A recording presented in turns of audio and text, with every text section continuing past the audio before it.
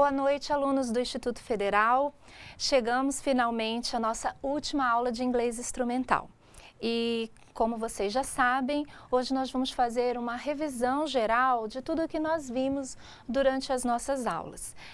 Espero que vocês estejam, assim, organizados para a aula de hoje, fazendo anotações e também tirando as dúvidas de vocês quando puderem através do nosso chat, ok? Então nós vamos começar vendo qual é a agenda de hoje, o que nós vamos estudar, o que nós vamos revisar hoje.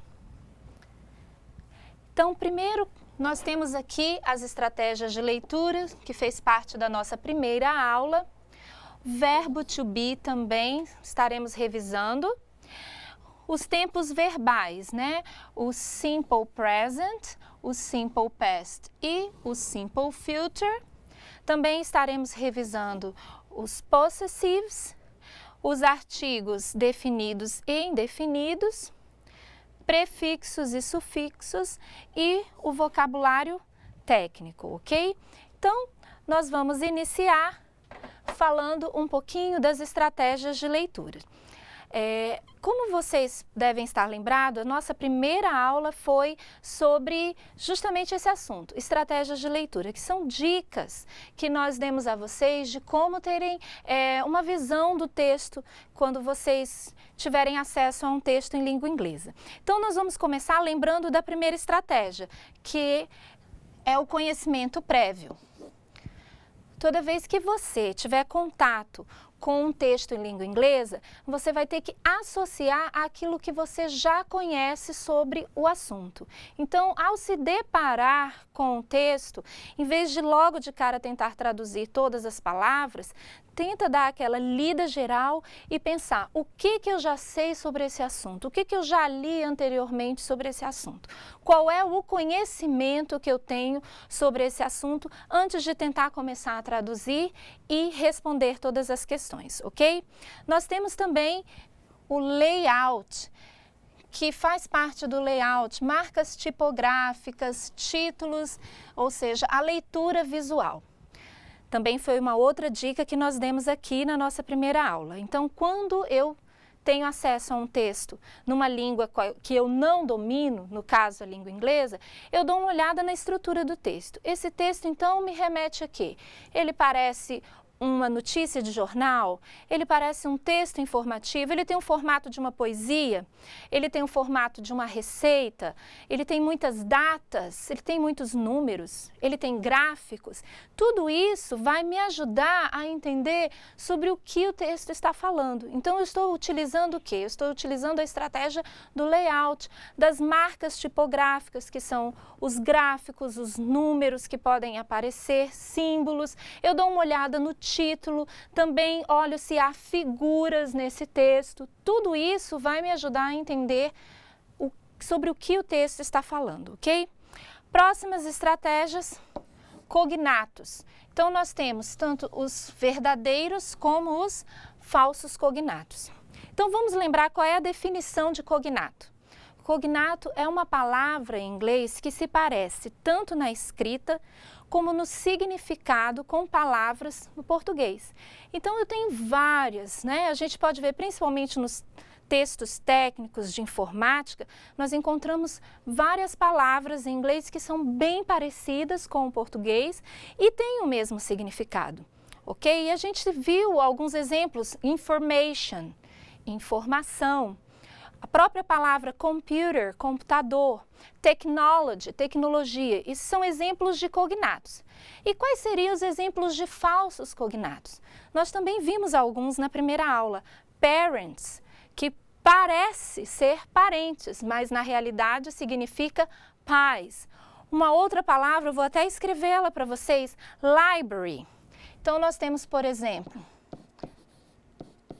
library parece livraria, mas na verdade significa biblioteca. Então, são palavras que a gente precisa estar atento, inclusive vocês tiveram uma atividade no AVA sobre isso, para que a gente não confunda. Pense que ela significa uma coisa e na verdade ela é outra, por isso o nome é falso cognato. A outra estratégia de leitura que nós apresentamos para vocês é o skimming e o scanning. Então, scanning, vou começar pelo scanning, é aquela leitura que você faz procurando pontos específicos para responder alguma coisa no texto. E o skimming é a leitura geral, ou seja, essa primeira leitura que a gente faz, que eu tenho dito para vocês, de onde a gente vê as marcas tipográficas, onde a gente tem o sentido geral do texto, ok? E por último aqui, nós vamos trabalhar com as estruturas gramaticais.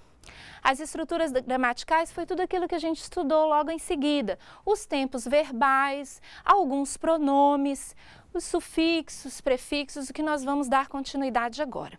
Eu quero passar um pouquinho para a professora Leide, cumprimentar vocês e também estar falando se tem já alguma pergunta, algum comentário dos polos. Boa noite, professora Leide. Boa noite, Elisângela. Boa noite, caros alunos. Bom, hoje nosso último dia, nossa última aula, a quarta aula, onde teremos agora, estamos tendo a revisão e logo mais vocês farão a prova. É com muito prazer que estamos aqui iniciando essa revisão, mas ao mesmo tempo vamos nos despedir de vocês, porque agora numa outra oportunidade, é com carinho que a gente fez todo esse trabalho e espero que a recíproca tenha sido verdadeira também por vocês, que vocês tenham aproveitado bastante todas as aulas. Bom, Elisângela, aqui estão pedindo, como na aula passada, que usemos a caneta vermelha, porque para eles fica mais fácil quando grifa, fica mais visível. Ok, eu já respondi que vamos usar, certo? Bom, dando continuidade à revisão, vai ficar bem mais fácil, porque a gente está revendo tudo que foi bem explicado. Agora, como ponto gramatical, temos aí os pronomes, personal pronouns, como está aí na tela. Então, vocês têm aqui... vamos conjugar esses pronomes pessoais, porque eles é o início de tudo para que a gente inicie uma frase. Toda frase tem que ter um sujeito. Geralmente na língua inglesa o sujeito vem em forma de pronome, que é aquilo que substitui o nome.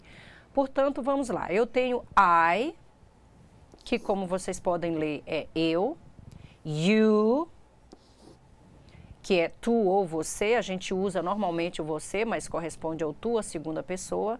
He, que é o masculino, ele. She, que é o feminino, ela.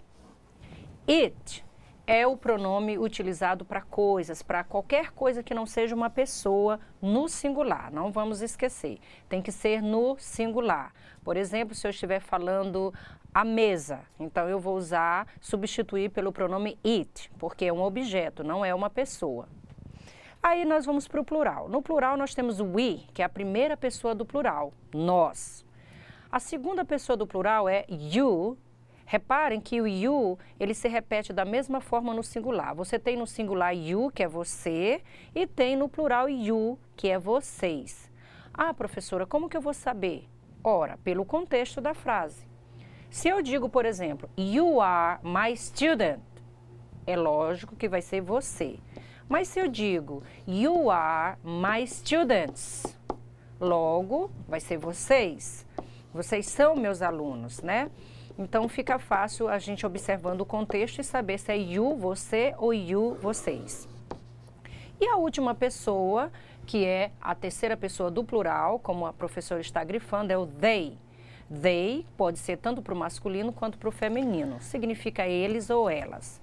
Então ficou fácil, né, gente? Vamos conjugar uma frase ou escrever uma frase ou ler uma frase com esses pronomes, vai ficar muito fácil. Agora, dando continuidade, nós temos exemplos. Vamos ratificar aquilo que a gente viu. Primeiro nós conjugamos, agora a gente vai rever em exemplos. Olha só.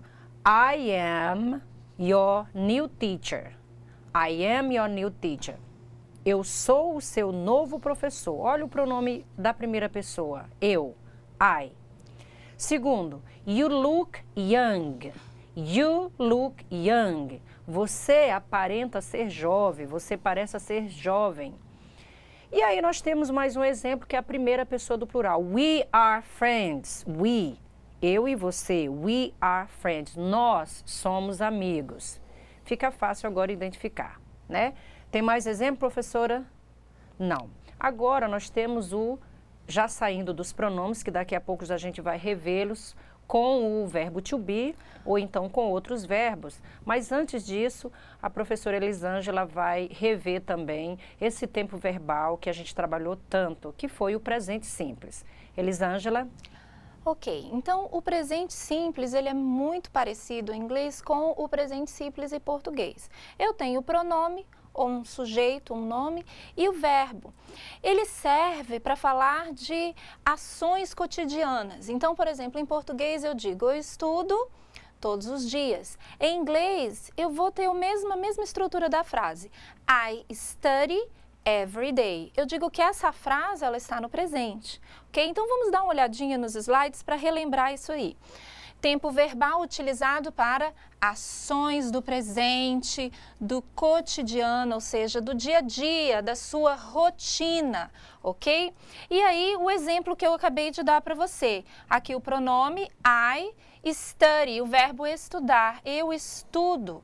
I study English every week. Eu estudo inglês toda semana.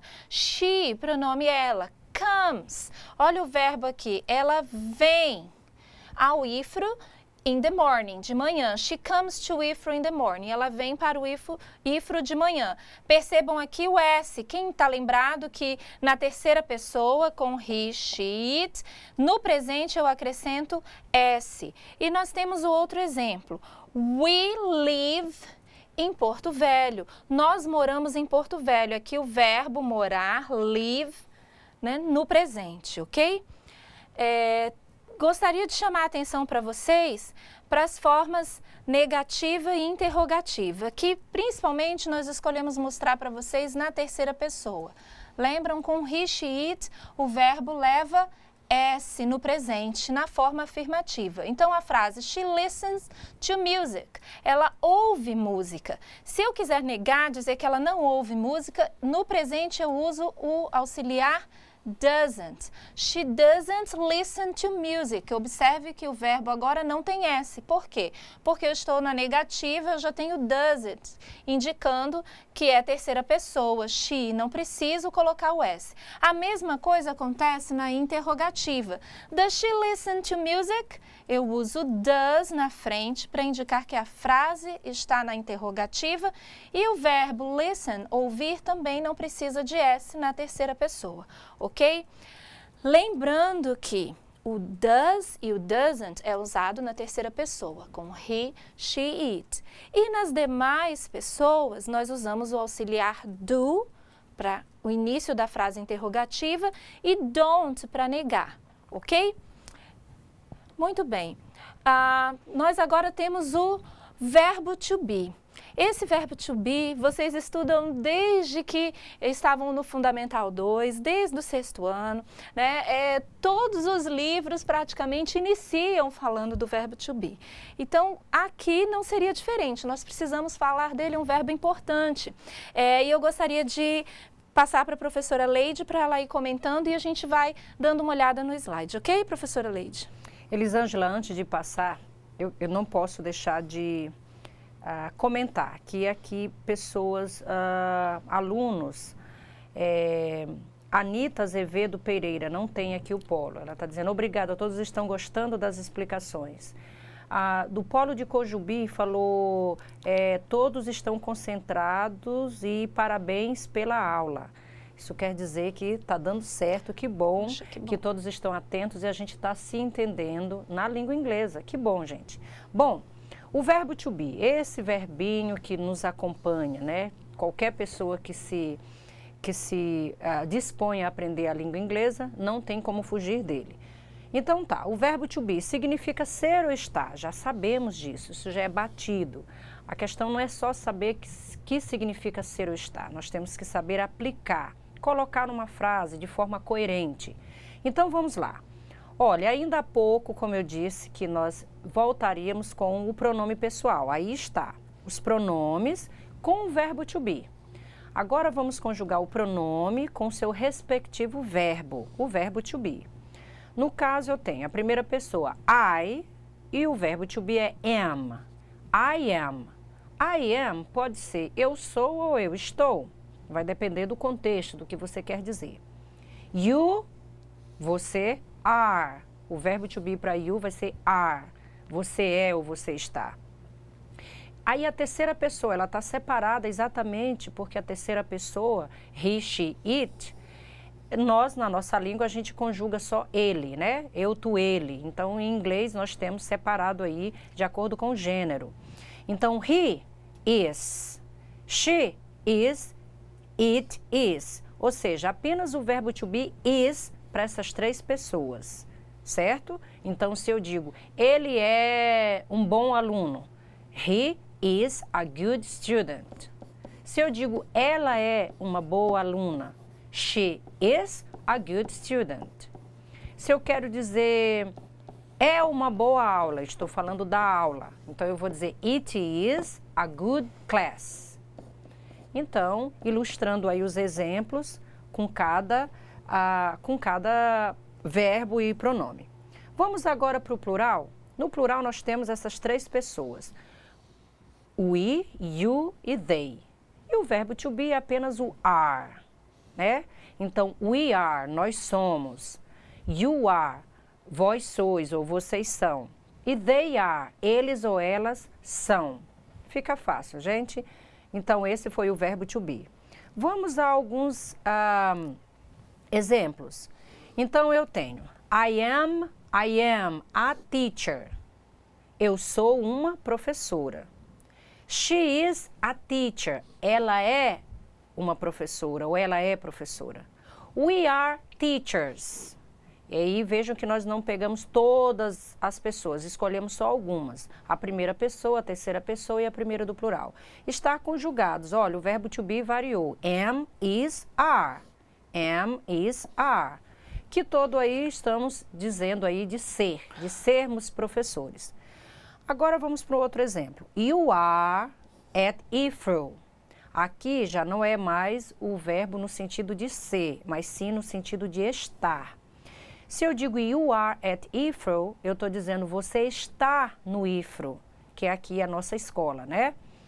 Como que eu digo ele está no Heathrow? Então, he is at Heathrow. Como eu diria alguma coisa, então vamos dizer que... professora, me ajuda? Quem estaria? O computador. O computador está no Heathrow. Muito bem, professora. Então, it is at Heathrow, tá? Porque já que é um pronome para objeto. E aí, they are at Heathrow. Eles estão no Heathrow, no Instituto Federal de Rondônia, nossa escola. Então, acho que ficou bem claro aí, né? Conjugado enquanto ser, o verbo to be enquanto ser e o verbo to be enquanto estar. Agora, temos ainda... o verbo to be em suas formas, né? Porque a gente precisa. Ora a gente nega, ora a gente pergunta, ora a gente afirma. Vamos ver frases nas diferentes formas? Pois é. Primeiro, I am a student. Ora, essa frase está em que forma? Afirmativa, negativa ou interrogativa? Acho que eu ouvi. Afirmativa, muito bem. Até porque vocês têm um ponto de exclamação, né? Vamos à segunda. I am not a good student. Eu acredito que ninguém vai falar isso, né? Porque todos são bons alunos. Então, mas essa frase está na negativa. I am not. Reparem que eu só acrescentei o not depois do verbo to be. E agora para perguntar. Como eu pergunto? Começamos com o verbo to be. Am I a good student? Pode ser que eu estou pensando cá com os meus botões. Eu sou uma boa aluna? Faço a pergunta para mim mesma. Am I a good student? E se eu quiser fazer a pergunta para você, como eu faria? Se eu quiser perguntar, você é uma boa aluna ou um bom aluno? Como ficaria? Are you a good student? Muito bem, meninos, é isso mesmo. Então, vocês têm as três formas, afirmativa, negativa e interrogativa. Vamos a outro exemplo. Agora, com o verbo is. Marlon is at home. O Marlon está em casa. Afirmativa, certo?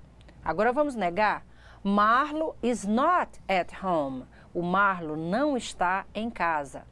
E vamos perguntar, vamos saber se o Marlon está ou não em casa? Como seria? Is Marlon at home? O Marlon está em casa? Então, aí ficou bem fácil, é só concentrar as formas afirmativa, negativa e interrogativa. Deixa eu ver se tem algum comentário. Ah, disseram aqui. A tutora de São Francisco, Ruth Ferreira dos Santos, ela diz, a dica é excelente. Ah, tem outro comentário do Haroldo, de Conjubi.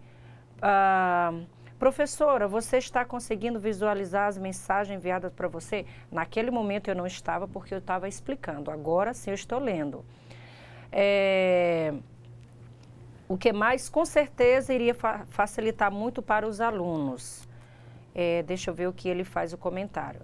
Ele está dizendo que a dica é excelente, está dizendo também que a aula está boa.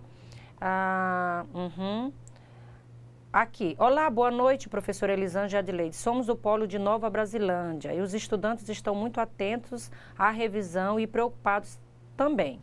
Não se preocupem, a prova está muito boa, fácil. Com essa explicação, eu acredito que vocês vão tirar boas notas. Agora, boas notas. A professora Elisângela vai dar continuidade aí, explicando outros verbos que não mais o verbo to be, no presente simples. Elisângela. Ok, nós queremos agradecer a participação de vocês, de todos os polos. É muito importante para a gente que está aqui dando aula ter esse feedback da parte de vocês, ok? O nosso próximo slide vai tratar agora aqui do simple past, o passado simples. Nós tínhamos visto o presente e agora nós vamos trabalhar com o passado. Não, por enquanto nós vamos trabalhar com verbos regulares. Então, é usado para indicar ação finalizada no passado. Na maioria dos verbos, acrescenta-se apenas as letras ED ao final do verbo. Então, o exemplo que nós temos aqui, Santos Dumont, lived. Olha aqui o finalzinho é de. Lived in France. Santos Dumont morou na França. He created, ele criou, olha aqui o ED, de 14 bis. Ele criou o avião 14 bis, ok? Então, simples esses verbos, né? Aqui nós temos mais alguns verbos regulares no passado. Então, to delete, o verbo já termina com a letra E. Então, eu só acrescento D. Deleted. To file, né, que é arquivar, já termina em E também, filed, arquivou. To delete, né, apagar, para só lembrar a tradução. To store, também já termina em E, que é armazenar, stored, armazenou. Restore, to restore, né? Rearmazenar aqui, restored, ok? No passado, rearmazenou. Então, com relação aos verbos regulares, não é complicado. Eu quero falar que eu estudei ontem. Então, eu sei que o verbo estudar em inglês é study, eu acrescento ED, studied. Lembrando que verbos terminados em Y, precedidos de consoante, eu tiro o Y e coloco o I. Então, studied, ok? Eu quero dizer que eu trabalhei muito ontem. O verbo trabalhar em inglês é work. Então, eu quero colocar ele no passado. O que eu vou fazer? I worked. Acrescento o ED. I worked a lot yesterday. Eu trabalhei muito ontem, ok? Então, é simples a regra no passado para os verbos regulares. O que nós precisamos prestar atenção é que temos também alguns verbos irregulares, ok? Vamos ver se já... Aqui tem a conjugação do verbo regular, só um pouquinho, deixa eu retornar aqui. Lived, que é o verbo morar. I lived, eu morei. You lived, você morou. He lived, ele morou. She lived, ela morou. It, como a professora Leide já explicou, para objetos e animais. Lived, ele morou. We lived, nós moramos. You lived, vocês moraram. They lived, eles moraram. Muito bem. Agora, o que a gente precisa prestar atenção com relação aos verbos irregulares? Os verbos irregulares, eu não acrescento ED no passado. Eles têm uma forma diferente, por isso que chama irregular, ele foge à regra. Então, nós escolhemos assim o que nós consideramos os mais usados, aqueles que mais aparecem nos textos. Existe uma lista desses verbos irregulares que vocês, que vão continuar os estudos de língua inglesa, seria bom acessar, pesquisar, procurar, sempre que vocês tiverem acesso a algum texto em inglês, é importante vocês, não achando aquele verbo no dicionário, com certeza ele está conjugado. Se for um verbo irregular, ele tem uma forma diferente. Então, tenham a lista dos verbos irregulares para que vocês saibam quais são eles. Aqui no nosso curso, nós escolhemos apenas alguns que nós vamos estar revisando hoje, ok? Então, olha só.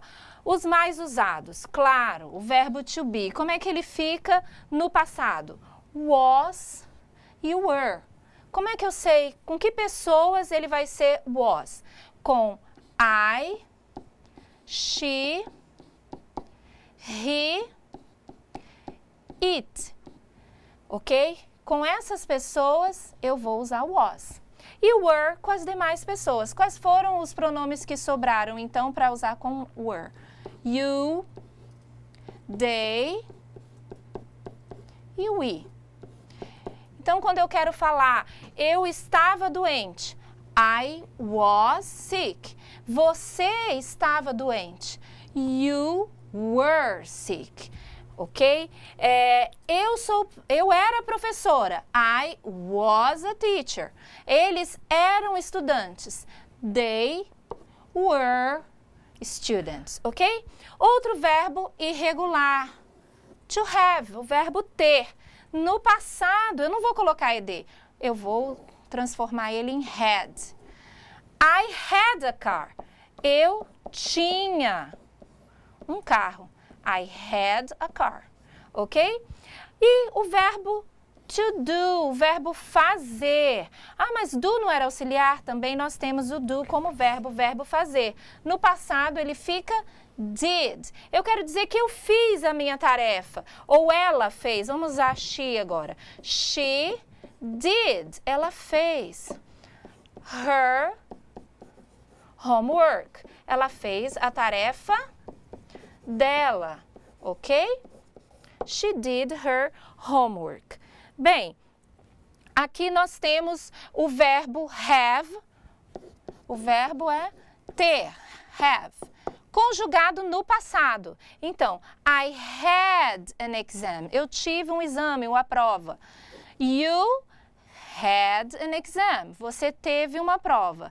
He had an exam. Ele teve uma prova. She had an exam. Ela teve uma prova. It had an exam. Nós, we had an exam. Nós tivemos uma prova. You had an exam.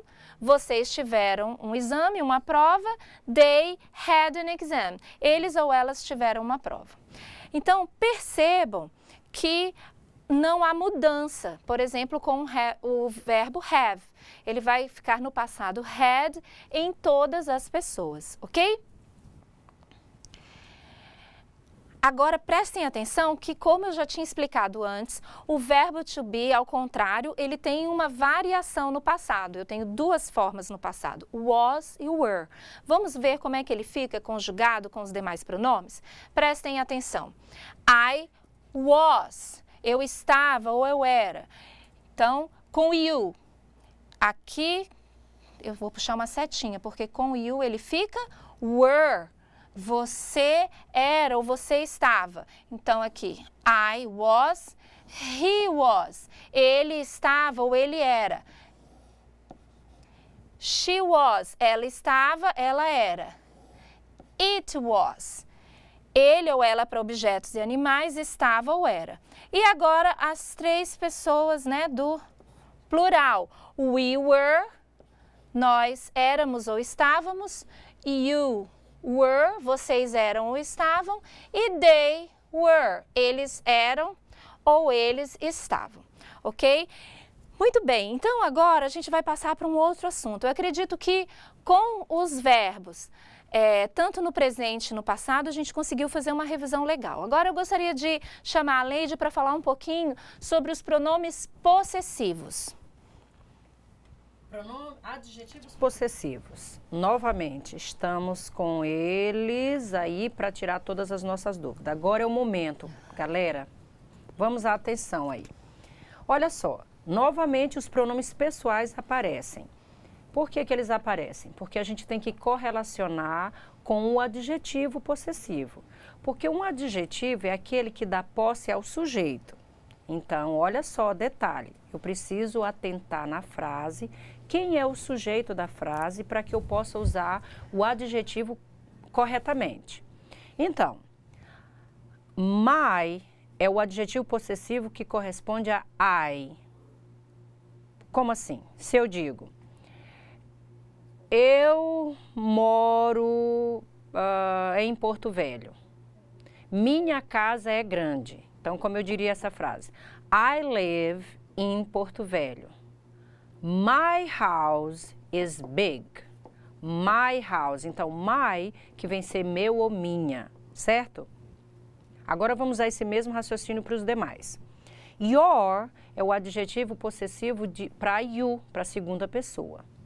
His é o adjetivo possessivo para he, que é a terceira pessoa no masculino. Ele, dele. Her é o adjetivo possessivo para a terceira pessoa no feminino. Dela, que está relacionado a ela. Ela, dela. Ela é minha irmã. A escola dela fica perto da minha. Então, a escola dela, her school. Ok? E assim a gente continua. Its é o adjetivo possessivo para se eu estiver falando de um objeto. Por exemplo, vamos falar da mesa. A mesa é grande. A perna dela está quebrada, a perna da mesa. Então, alguma coisa pertence à mesa, é a perna, certo? Então, como eu diria a perna da mesa? Tipo, sua perna. Eu não iria dizer her leg, não. Its leg, no caso aí da perna da mesa. Tá? Então, quando vocês forem falar sobre um animal, por exemplo, a casa dele, a casa do cachorro é grande. Então, its house is big. Cachorro, animal, eu também vou usar o adjetivo possessivo its, que corresponde a it, que é ele ou ela para objetos ou animais. Já foi dito isso antes. Aqui, vamos no plural. Our é o adjetivo possessivo para we, que é nosso, nossa. Nossa casa, our house. Nosso país, our country. Muito bem. Vamos ao adjetivo para a segunda pessoa do plural. Your. Your é o adjetivo possessivo para you.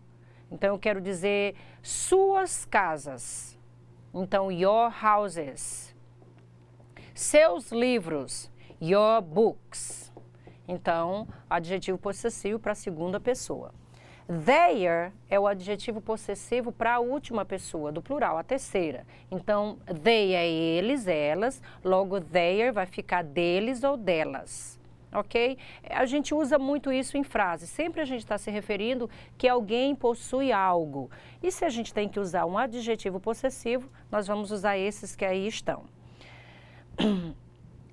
Aqui, Elisângela, Maria Damiana Felício de Souza está dizendo, fazendo um comentário, super atentos e ansiosos pela prova. Não fiquem ansiosos, com calma a gente consegue. Prestem agora o momento de prestar atenção somente na aula. Esqueçam a prova por enquanto. Ok, vamos a exemplos para ratificar, para a gente assimilar melhor exemplos de adjetivo possessivo. Vamos conjugar as frases? I like my father. Nós já havíamos visto esse exemplo na última aula, né?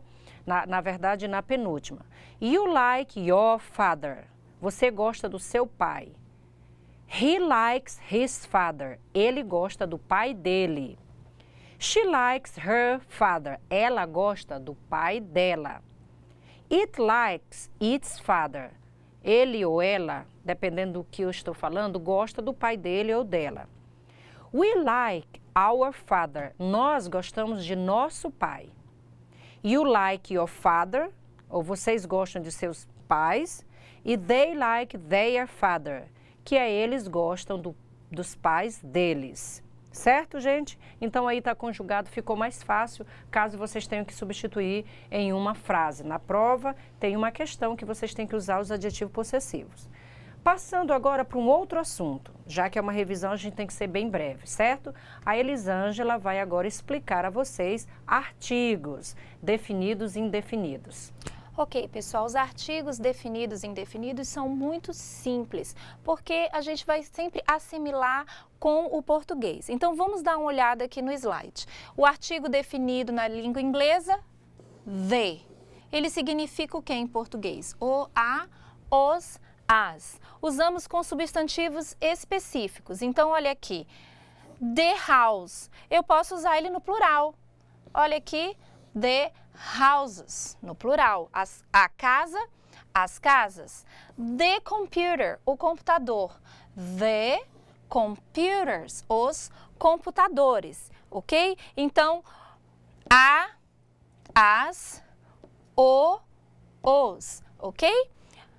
Bem, nós temos também os artigos indefinidos, ou seja, eu não defino como no outro, que era, né, o, a, os, as. Aqui eu digo um, uma, uns, umas, ok? Então, nós temos dois. Nós temos o an e o a. And são usados antes de palavras que iniciem com som de vogal. Olha o exemplo. An eagle, uma águia. An orange, uma laranja. Mais um exemplo aqui. An apple. Ok? Como a palavra apple inicia com vogal, para dizer uma maçã, eu tenho que usar an na frente. E a são usados antes de palavras que iniciem com o som de consoante. Exemplo, a cat, a house, a dog. Por exemplo, eu tenho a palavra pen, caneta. Eu quero dizer uma caneta. Eu vou usar o a na frente. A pen. Ok? Alguns exemplos em frases. I am a computer programmer. Então, eu sou um programador de computador. Então, se eu tenho a palavra computer iniciando com uma consoante, eu quero botar o artigo para dizer que eu sou um programador, eu vou usar o a. He's an engineer. Veja que nessa frase a profissão engineer inicia com uma vogal, é. Então, eu vou usar o artigo an. Eu sou um engenheiro. She is the best professional here. Aqui eu tenho the. Ela é a melhor profissional aqui. Então, eu tenho um artigo definido. Ela é a melhor profissional aqui, ok? Dando sequência agora, nós vamos trabalhar um pouquinho com o futuro. Professora Leide, você poderia estar falando sobre o futuro, por favor? Futuro. Futuro. É muito bom falar do futuro, né? Porque a gente sempre vai mencionar as expectativas, o que a gente pensa no dia de amanhã. Então, frases no futuro é interessante que saibamos conjugar, escrever, ler e identificar uma frase no futuro. Bom, futuro, esse auxiliarzinho aí, will. Will é o auxiliar do futuro. Acompanhado ao verbo, ele leva o verbo para o futuro. É bem mais fácil do que na nossa língua, uma vez que a gente não concorda o verbo de acordo com o sujeito, né? Basta que você use will antes do verbo. Olha só esse exemplo aí. I will travel tomorrow. Então, o verbo travel significa viajar. Tomorrow é amanhã. Então, como fica essa frase, gente? Está muito fácil. Se eu já disse que o will joga o verbo para o futuro. Eu viajarei amanhã. Tomorrow é uma expressão de tempo no futuro, que significa amanhã. Vai aparecer sempre. Outra. She will study hard next week. Sabemos aí, study é o verbo estudar. Então, logo, ela estudará, mas como que ela vai estudar? Hard é uma palavra, inclusive, da área do computador, né? Então, hardware, que é com afinco, é pesadamente, bastante. Então, ela vai estudar bastante, com afinco, na próxima semana. Ela estudará arduamente na próxima semana. Próximo, tem mais? O que eu estava falando ainda agora. Os advérbios de tempo no futuro. Vamos conjugá-los e vamos identificá-los. Tomorrow. É bom que vocês até aí ficam repetindo, até para acostumar com a palavra. Tomorrow significa amanhã, ok? The day after tomorrow, depois de amanhã. Inclusive teve até um filme, The Day After, não sei se vocês assistiram esse filme que pega essa expressão. Next week, next será sempre próximo. Então, next week, próxima semana. Next weekend, semana, o próximo final de semana. Next month, que é o próximo mês, e next year é o próximo ano. Então, são expressões bem comuns em frases no futuro. Aqui nós temos aqui umas dicas para estudar. Estude as traduções abaixo. Will you be a computing professional? Então, assim, são perguntas pessoais. Eu quero saber se você será, se você pretende ser um profissional da computação, né? Você será um profissional de computação? Então, essa é a pergunta. Bom, caso alguém te faça essa pergunta, will you be a computing professional? Como seria a resposta? No caso de afirmativa, yes, I will. A professora Elisângela está escrevendo. Então, seria essa a resposta com auxiliar. Digamos que não, você não quer ser esse tipo de profissional. Você vai dizer não. Então, ficaria no, I will not. Ou então, no, I won't. Aí você está dizendo não, eu não serei. Certo? Muito bem. Olha a outra frase. I will work here. Você está afirmando. Agora uma frase na afirmativa. Eu trabalharei aqui. Você está pretendendo trabalhar nesse local. I will work. Lembre-se, o auxiliar do futuro will vem sempre antes do verbo, gente. No caso de frase afirmativa. Olha uma frase na negativa. I won't be free tomorrow. Então, esse won't, lembre-se, é a contração de will com not. Will com not, até para a gente falar mais rápido, a gente diz won't. Ao invés de dizer will not, a gente vai dizer won't. Então, I won't be free tomorrow. Eu não estarei free, todo mundo conhece, que é livre. Eu não estarei livre, disponível amanhã. Certo? Ficou fácil aí? Very easy. O que mais nós temos aqui? Vamos falar de afixo. Uma vez saindo, já vimos os tempos verbais presente, já vimos o passado, acabamos de ver o futuro. A Elisângela vai explicar um pouquinho de afixos. Tem questões na prova com afixos. Vamos lá? Ok, gente, vocês agora vão dar uma relembrada nos afixos. Os afixos, eles são compostos de prefixos e sufixos. Os prefixos são palavras que nós acoplamos à raiz, vêm antes da raiz. E os sufixos vêm no final, depois. Então, aqui tem uma definição. Ao se deparar com o texto em inglês, podemos utilizar os conhecimentos sobre prefixos e sufixos. Aqui nós temos alguns exemplos. Eu tenho a palavra happy, feliz, coloco um prefixo unhappy, infeliz. Function, função, coloco um prefixo dysfunction, disfunção. Busy, olha aqui, acrescento um sufixo, nes, busy é ocupado. Quando eu acrescento o sufixo nes, ele já se torna uma palavra totalmente diferente. Negócios, business. Nós temos aqui outro exemplo, treat, que é tratar. Quando eu coloco o sufixo ment, fica treatment, tratamento, ok? Mais alguns exemplos de prefixos. Um com a significação de oposição, anti. Então, eu tenho antidiuretic, antidiurético, bem parecido com o português. Bi, que significa duas vezes o mesmo em português, biannual, bianual. Miss, que significa mal, misunderstood, mal entendido. Agora, alguns exemplos de sufixos na língua inglesa. Então, nós temos aí esse sufixo addiction, faz com que o verbo adicionar fique adição. Outro, li, monthly, eu tenho a palavra mês, acrescento o sufixo mensalmente. De technology, tecnologia. Able, available, disponível. Esse sufixo é R, ele tem muito a ver com a profissão. Então, eu tenho o verbo work, acrescento o sufixo R, worker, trabalhador. Able, flexible, flexível. It, availability, disponibilidade, ok? Nós vamos agora passar para o vocabulário técnico para nós fazermos um encerramento, ok? Então, aqui nós temos algumas palavras do vocabulário técnico. Queria pedir para a professora Leide fazer a leitura só para vocês relembrarem um pouquinho, ok? Activity X, professora, significa? Programa que desenvolve páginas dinâmicas. Então, vocês vão ver esses vocabulários aí na linguagem da internet e vocês vão logo sacar, entender, compreender o que significa. Browser, que é programa que te permite navegar na web, na internet, né?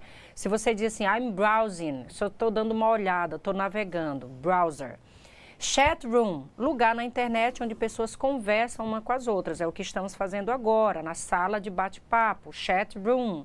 Né? Agora, e inclusive estão dizendo aqui, obrigada professora, ótimas explicações, com certeza os alunos irão muito bem na prova. Que bom, isso é um chat, estamos usando o chat room. Próximo. HTTP, que tem a ver com essa sigla que aparece quando a gente abre, a gente vai para uma página, que é Hypertext Transfer Protocol, que é o protocolo aí de hipertexto. Cracker, indivíduo que quebra a segurança do sistema de computador. Como a professora Elisângela explicou na última aula, não vamos confundir com hacker, que daqui a pouco a gente vai ver, mas cracker. Ele quebra a segurança do sistema, tá? É um indivíduo que pode, né, causar alguns prejuízos, nem sempre. Cyberspace, espaço eletrônico, onde ocorrem transações na internet. HTML ou HTML, que é a linguagem de marcação de hipertexto.